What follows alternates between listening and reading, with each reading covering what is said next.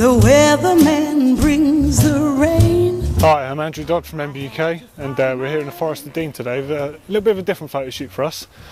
We've got a brand new 2012 GT Fury downhill bike, same sort of bike that's going to be ridden by the Athertons and Mark Beaumont. And we've got a 1998 GT Lobo STS, an original build kindly lent to us by Dave Mackison, and let's go and have a look at these bikes now. So what we've got here is the GT Lobo STS, that's the carbon model. This one dates back to 97, 98. It's got 150mm of travel, 6 inches, so that's nearer what most trail bikes are today.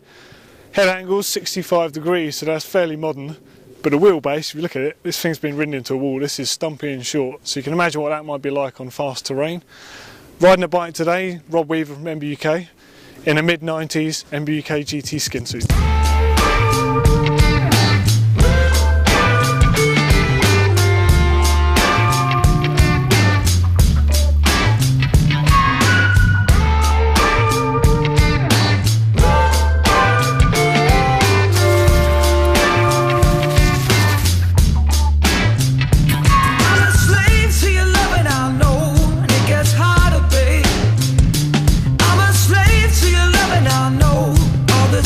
So here we've got the GT Fury, 2012 model, 8-inch travel, so 200mm front and rear.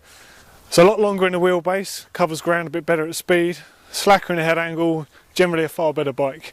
This can be ridden today by Jake Ireland. You could say he's new school, I guess.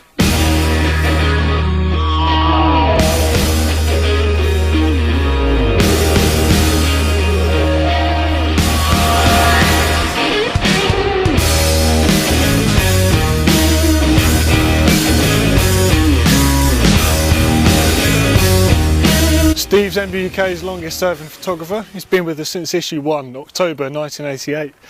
So kind of a trip back through time for Steve, because he would have seen Steve Pete, all of the big names riding these things. It looks really retro when you're coming down that hill with a skin suit on. You can see your body position right off the side of the bike.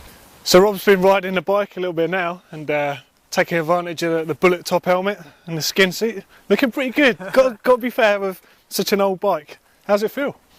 Yeah, it's good. It's not too bad. Obviously the long stem is quite a bit different to what I'm used to these days, and the short top tube certainly puts you in a kind of different riding position, and you feel yourself, force yourself quite far off the back in order to compensate for all that.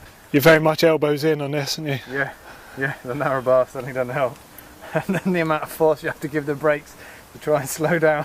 Quite interesting. These are one of the first pairs of brakes. These are Hope's. Got the little dial on the top here for the pad adjustment to compensate for fluid expansion from the heat. The fork looks almost bang up to date and it still feels really good. Boxer 151. It looks amazing. I still think that's the best looking Boxer there was. Most of the parts you're not going to be able to get spares, so Rob's got to be pretty light on the bike. The Lobo was kind of famous for, shall we say, parting back in the day.